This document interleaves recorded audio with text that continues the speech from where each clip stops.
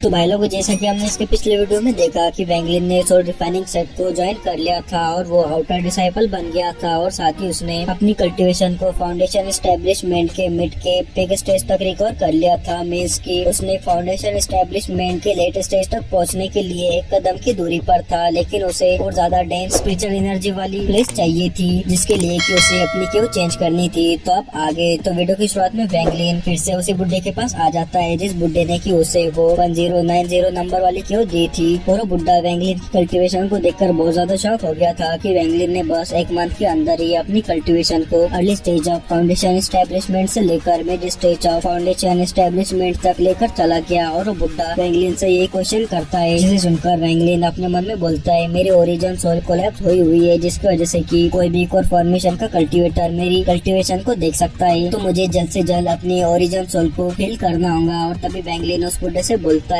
मैं early stage of foundation establishment के heads पर था और वो जो क्यू थी वहाँ पर बहुत ज्यादा डेंस अमाउंट में स्पेशल एनर्जी थी जिससे मैं luckily mid stage of foundation establishment में ब्रेक थ्रू कर पाया। ये सुनकर उस बुड्ढे के एक्सप्रेशंस बिल्कुल भी चेंज नहीं होते, लेकिन वो अपने मन में सोचता है कि वैंगलिन जो कह रहा है वो सच है, लेकिन फिर भी उसे वैंगलिन की कल्टीवेशन स्पीड बहुत फास्ट लग रही थी। और तभी वो बुड्ढा वैंगलिन से बोलता है, तुम यहाँ पर किस लिए आए हो। तो वैंगलिन उस बुड्ढे को ग्रीट करते हुए बोलता है, मुझे अपनी क्यू को चेंज करना है और मुझे कोई ऐसी क्यू चाहिए जहाँ पर की और भी ज्यादा डेंस अमाउंट में स्पिरिचुअल एनर्जी हो। तो ये सुनकर वो बुड्ढा वैंगलिन को ज्ञान फैलते हुए बोलता है, तुम्हें इतना ग्रेडी होना नहीं चाहिए, तुम्हारा फाउंडेशन अभी स्टेबल नहीं है, तो तुम ऐसा ही करते हो तो तुम कभी कोर फॉर्मेशन में ब्रेक थ्रू नहीं कर पाओगे। लेकिन वैंगलिन इस बुड्ढे को बोलता है, हाँ मैं जानता हूँ, लेकिन मैं होप करता हूँ कि सीनियर इस बात के लिए एग्री हो जाएंगे। तो जब वो बुड्ढा ये देखता है कि वैंगलिन नहीं मान रहा तो वैंगलिन से बोलता है, अगर तुम ऐसा ही चाहते हो तो मैं तुम्हें नहीं रोकूंगा, लेकिन क्यों चेंज करने की कॉस्ट 1 मिड क्वालिटी का स्पिरिट स्टोन है। तो वैंगलिन इसके लिए मान जाता है। तो बुड्ढा वैंगलिन का टोकन लेते हुए वैंगलिन को एक दूसरा टोकन पकड़ा देता है जिसके ऊपर की 803 नंबर लिखा हुआ था। तो वैंगलिन उस बुड्ढे को थैंक्स बोलते हुए यहाँ से चला जाता है, लेकिन उस बुड्ढे को वैंगलिन के ऊपर कुछ डाउट हो रहा था कि वैंगलिन की कल्टीवेशन स्पीड इतनी फास्ट कैसे है। तो वो बुड्ढा वैंगलिन जो पुरानी क्यू में था वही 1090 वाली क्यू वहाँ पर आ जाता है, लेकिन उस बुड्ढे को उस क्यू को अच्छे से छान मारने के बाद भी वहाँ पर कुछ भी अजीब नहीं दिखता। तो बुड्ढा बोलता है, क्या मैं इसके बारे में कुछ ज्यादा ही सोच रहा हूँ। लेकिन वो बुड्ढा डिसाइड करता है कि वो वैंगलिन के ऊपर चुपके से नजर रखेगा और देखेगा कि वैंगलिन का क्या सीक्रेट है। और तभी वैंगलिन उस 803 वाली क्यू में आ जाता है जो कि 1090 क्यू के जितनी ही बड़ी थी, लेकिन इस क्यू के सेंटर में एक स्मॉल फॉर्मेशन था जो कि वैंगलिन को देखने से ऐसा लग रहा था कि जैसे वो रियल ना हो, और वो बहुत ज्यादा कॉम्प्लिकेटेड भी था। और वैंगलिन उस क्यू में आ जाता है और इस फॉर्मेशन को घूरता रहता है और वैंगलिन को बाद में समझ आ जाता है कि फॉर्मेशन बस मामूली सा स्पिरिचुअल एनर्जी गैदरिंग फॉर्मेशन है जिसमें से कि कुछ चीजों को तोड़ मरोड़ कर बस इसे कॉम्प्लिकेटेड करा गया है जिससे इसे आसानी से कोई समझ ना सके। और इस फॉर्मेशन का काम यही था कि ये आसपास की स्पिरिचुअल एनर्जी को गैदर कर एक ऐसी जगह बनाता था जहाँ पर की बहुत ज्यादा डेंस अमाउंट में स्पिरिचुअल एनर्जी होती थी। और इस फॉर्मेशन के टॉप के ऊपर एक स्पिरिट वेन्स आई थी, लेकिन वैंगलिन इसे देखकर जल्दी समझ जाता है कि ये स्पिरिट वेन आए रियल नहीं है, बल्कि ये स्पिरिट वेन आए एक प्रेसोड स्पिरिट वेन आए जिसे कि आप डुप्लीकेट स्पिरिट वेन आई भी मान सकते हो। लेकिन जैसे कि ये प्रेसोड स्पिरिट वेन आई थी, इसका मतलब कि यहाँ पर एक रियल स्पिरिट वेन आई भी होंगी जो कि एग्जैक्टली यहाँ पर नहीं बल्कि कहीं और होंगी, और ये स्पिरिट वेन आए उससे कनेक्टेड होंगी। और इस फॉर्मेशन को बहुत ज्यादा कॉम्प्लिकेटेड बनाया गया था, यहाँ तक कि कोई फॉर्मेशन का कल्टीवेटर भी इस फॉर्मेशन को समझ नहीं सकता था, और नेक्सन सोल का जो कल्टीवेटर है उसको भी इस फॉर्मेशन को समझने में बहुत प्रॉब्लम होंगी। लेकिन वैंगलिन के पास 500 ईयर्स का एक्सपीरियंस था और साथ ही उसे इसे फॉर्मेशन अच्छे से समझ आते थे। और वैंगलिन को पता चल जाता है कि इस फॉर्मेशन के अंदर एक और फॉर्मेशन है, लेकिन वैंगलिन यहाँ पर ज्यादा टाइम वेस्ट नहीं करता और वैंगलिन फट से इस क्यू में भी वैसे रिस्ट्रिक्शंस को लगाते हुए और अपने 3 स्पिरिट स्टोन्स को बाहर निकालते हुए कल्टीवेशन के लिए बैठ जाता है और वो अपनी कल्टीवेशन करने लगता है। और इस क्यू में की जो स्पिरिचुअल एनर्जी थी वो बहुत ज्यादा डेंस अमाउंट में थी और यहाँ पर बहुत ज्यादा स्पिरिचुअल एनर्जी भी गैदर हो गई थी, यहाँ तक कि नेसेंट सोल स्टेज का कल्टीवेटर भी इसी डेंस स्पिरिचुअल एनर्जी को देखता तो वो तो इसे स्टोल कर लेता। और वैंगलिन के बॉडी में बहुत ज्यादा स्पिरिचुअल एनर्जी जाने लगती है जिससे वैंगलिन की कल्टीवेशन स्पीड बहुत ज्यादा बढ़ जाती है। और जब बहुत ज्यादा स्पिरिचुअल एनर्जी एक जगह पर गैदर हो जाती है और वो कहीं भी नहीं जा पाती तो वो ब्लू आइस में कन्वर्ट हो जाती है। तो वैंगलिन की जो क्यू थी और उसकी जो जमीन थी वो भी वैसे ब्लू आइस में बदल गई थी। और वैंगलिन के इतने स्पीड से उस स्पिरिचुअल एनर्जी को एब्जॉर्ब करने की वजह से जो संताई की सील और लियो एंड फेंग की जो टी डोमेन थी उसने भी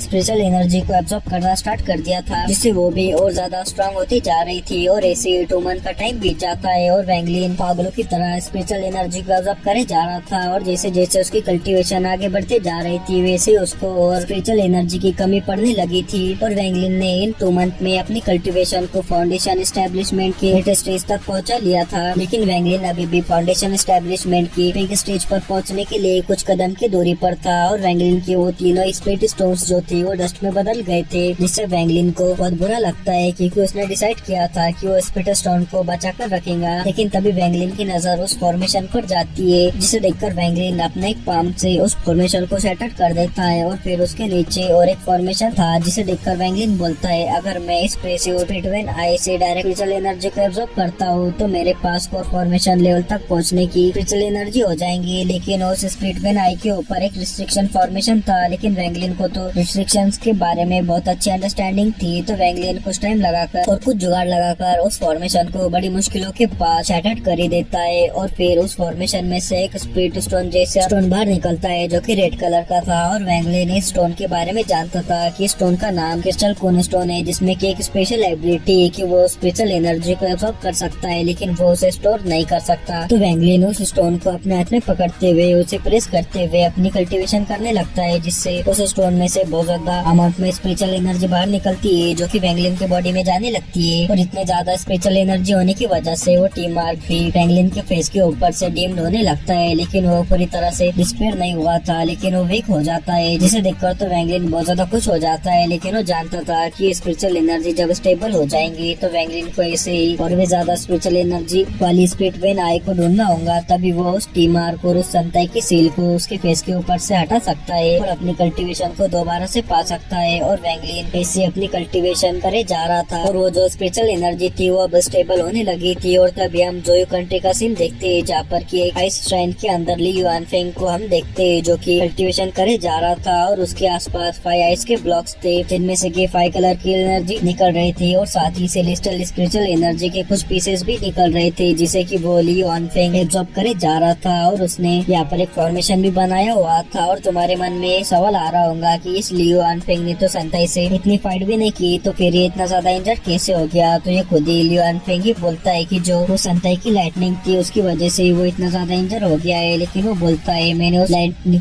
उस लाइटनिंग की आधी पावर को कम कर दिया था, लेकिन फिर भी मैं इतना ज्यादा इंजर्ड हो गया। और मैं आपको एक बात बता दूं कि ये जो ली युआनफेंग है उसने फोर्सफुली कुछ टेक्निक्स का यूज कर सोल ट्रांसफॉर्मेशन में ब्रेक थ्रू करा है, जिसकी वजह से ली युआनफेंग की पावर सोल ट्रांसफॉर्मेशन में जितने भी बंदे हैं उन सभी से कमजोर है, जिससे संताई ने इसकी बेइज्जती कर दी थी। और ये संताई की एक अटैक से इतना ज्यादा इंजर्ड हो गया था। और तभी वो बोलता है कि सेंगन्यू अभी मरा होगा या नहीं, लेकिन वो बोलता है अगर सेंगन्यू जिंदा भी बच गया होगा तो मेरा टी मार्क ऐसा है जिसे कि वो इतनी आसानी से खत्म नहीं कर सकता। और वो बोलता है रेड बटरफ्लाई 100 ईयर्स के लिए क्लोज और कल्टीवेशन में चली गई है, और जब वो बाहर आएंगी तो पहले से ही सोल ट्रांसफॉर्मेशन में ब्रेक थ्रू कर चुकी होंगी। लेकिन इसका कोई भी फायदा इस युआनफेंग को नहीं होने वाला था, क्योंकि तब तक तो ये मर चुका होगा। और वो सोचने लगता है कि वो जायंट डीमन क्लैन का एंसेस्टर सेंगन्यू की बॉडी क्यों चाहता था। और वो सोचता है कि शायद उसे ऐसा कुछ पता नहीं जो कि उस जायंट डीमन क्लैन के एंसेस्टर को पता है। लेकिन ये ली युआनफेंग कितना भी सोच ले उसे ये पता नहीं लग पा रहा था कि आखिर वो जायंट डीमन क्लैन का एंसेस्टर सेंगन्यू की बॉडी से क्या चाहता था। और तभी हम पीलू कंट्री के सोल रिफाइनिंग सेट को देखते हैं, जहाँ पर की वैंगलिन अपनी आंखें खोलता है। और वैंगलिन ने इस टाइम पर फाउंडेशन एस्टेब्लिशमेंट लेवल के लिए स्टेज के पीक पर पहुंच गया था। और वैंगलिन इस क्यू में जो ब्लू आइस जमी हुई थी उसे भी एब्जॉर्ब कर लेता है। और वैंगलिन के फेस के ऊपर जो वो टी मार्क्स थे वो अभी फीके पड़ गए थे। और तभी वैंगलिन बोलता है जो प्रेसियोड स्पिरिट वेन आए है ये मेरे नीड्स को फुलफिल नहीं कर सकती, जिससे मुझे ऐसी प्लेस को ढूंढना होगा जहाँ पर की इससे भी ज्यादा डेंस अमाउंट में स्पिरिचुअल एनर्जी हो। और इसी प्लेस वही हो सकती है जहाँ पर की रियल स्पिरिट वेन आई हो, जो कि मेरे लिए इनफ होंगी। और वैंगलिन ये बोलकर उस फॉर्मेशन को रिबिल्ड कर देता है जिसे कि उसने पहले सेटअप करा था। और वैंगलिन इस क्यू से बाहर आ जाता है। और आज का दिन बहुत मस्त निकला हुआ था और आज धूप छाई हुई थी और वैंगलिन के आसपास बहुत सारी क्यूज थे, लेकिन वैंगलिन ने किसी के ऊपर भी ध्यान नहीं दिया था